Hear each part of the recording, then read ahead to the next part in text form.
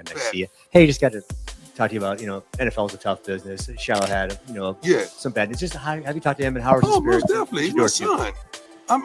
I'm proud of my kids, all of them, and I prepared my kids for any and everything that could possibly happen in life and in sports. That's part of fathering. That's part of parenting. That's part of having a relationship. So he is mentally where he needs to be, physically where he needs to be. We're praying that he gets another opportunity to go with a team. But if he doesn't, the plans have already been put forward to what he's going to do next. So Shilo is a man of many talents. I don't know if you guys know, he's a man of many talents, and he's going to be straight. All the Sanders are going to be straight. All the Sanders are going to be straight. That was the message, bold and clear. But before we get into what Coach Prime meant by that, let's talk about Shedeur Sanders, because his story has been at the center of this storm. Shilo was recently released by the Tampa Bay Buccaneers, and immediately people tied his release to the slap punch incident that got him ejected in the preseason finale. On the surface, that's the easy explanation. It looks like cause and effect. You lose your temper, you get tossed from a game, and a few days later you're cut. But I don't think that's the full truth.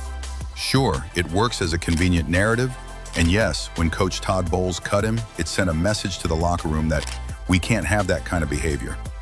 But here's the reality. Sometimes when you've got a young player, cutting him early is actually part of the process. It gives him time to reset, clears a roster spot, and leaves open the possibility of him landing back on the practice squad. It's not always punishment, it's strategy. Now, the story really shifted when reporters began pressing Deion Sanders about his son struggling in the NFL. They asked him about Shilo getting released, about Shedeur adjusting to pro defenses, about whether maybe, just maybe, the Sanders boys weren't cut out for this level.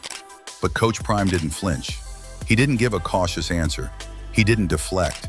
He fired back with a statement so strong that it sent shockwaves through the league. What he revealed about the NFL's treatment of his sons will make you question everything you thought you knew about fairness in professional football. And here's where things got even more interesting. Prime dropped a bombshell that suggested he's already thinking about life after football for both of his boys. I've been following this Sanders family saga since day one, and what's happening right now is nothing short of disrespectful. These are two young men bred for greatness. They've put in the work, they've shown flashes of brilliance, and yet the NFL seems determined to treat them like they don't belong. Now, before anyone dismisses this as just another sob story about nepotism or the influence of a famous dad, let me flip your perspective. The NFL has always been a ruthless business. Everyone knows that. But what happened to Shedeur Sanders wasn't business. It was closer to a setup. Picture this. You're a young safety, hungry to prove yourself. You go all out in practice, so much so that your coaches tell you to tone it down. You're playing with fire, passion, and energy. The exact qualities coaches say they want. Then, in a preseason game, a veteran tight end decides to bait you into a confrontation. One shove, one brief moment where emotion takes over, and suddenly your whole reputation changes. Now you're no longer a competitor, you're labeled a problem. That's exactly how Shilo got painted. This is why Deion's response mattered so much. When a reporter tried to corner him with a question about his son struggling in the league, Deion didn't dodge. He leaned into it. He said something that was part fatherly wisdom, part strategic messaging, and part warning shot aimed directly at the NFL. "I'm proud of my kids, all of them," Prime said with his signature confidence. "I prepared my kids for any and everything that could possibly happen in life and in sports. That's part of fathering. That's part of parenting. That's part of having a relationship." On the surface, it sounds like standard dad talk. But if you've been around football as long as I have, you know Deion never speaks without layers of meaning. This wasn't just about being a good father, it was a declaration. A message to every GM, every coach, every decision maker in the league.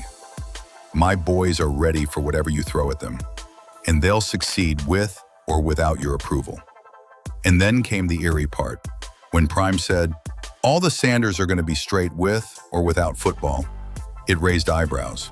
It almost sounded like he was preparing the world for the possibility that Shedeur's football career might not last. Not that it will be cut short, but that if it ever did, the Sanders boys would be fine. Why? Because they are bigger than football. The Sanders boys are Hollywood. They could move into acting, television, or become full-blown social media superstars. Their followings are massive, their personalities are magnetic, and their opportunities extend far beyond the NFL. But still, their passion, what they love most, is football. That's what they were raised for. That's what they've trained for. And the way the league has treated them so far is, frankly, disrespectful to both their names and their talents. Think about the weight of Prime's statement. A man whose legacy is built on football greatness, whose sons have spent their lives preparing to dominate the gridiron, just told the world that football isn't everything. That's not just confidence, that's power.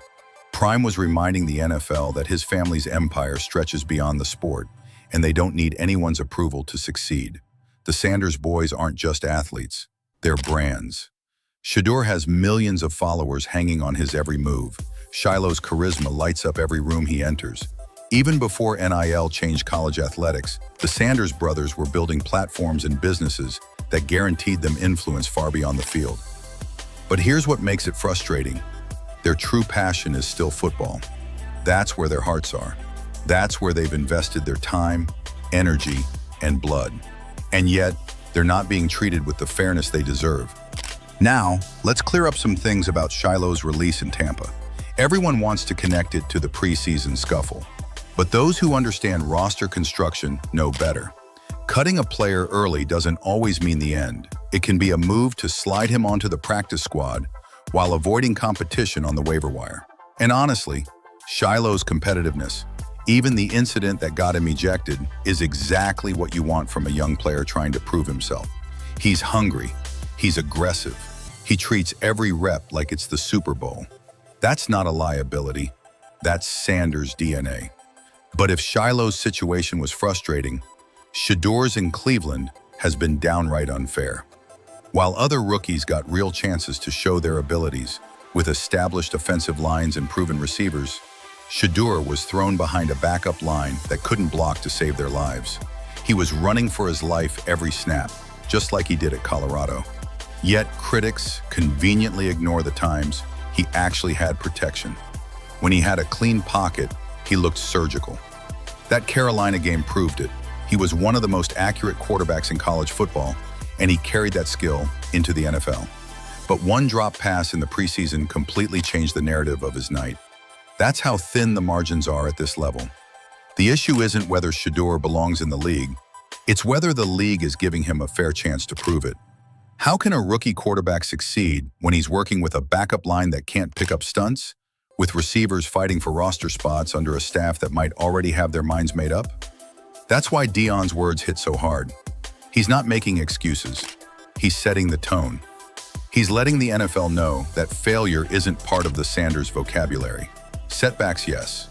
Challenges, absolutely. But failure? Never.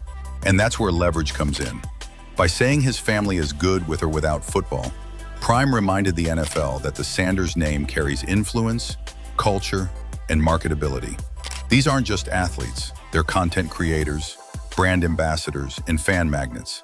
In a league where marketability matters almost as much as on-field production, dismissing the Sanders brothers is short-sighted. If the NFL keeps playing games, don't be surprised if the Sanders brand shifts in other directions, leaving the league looking foolish. Still, I believe Shedeur and Shilo will eventually get their fair shots.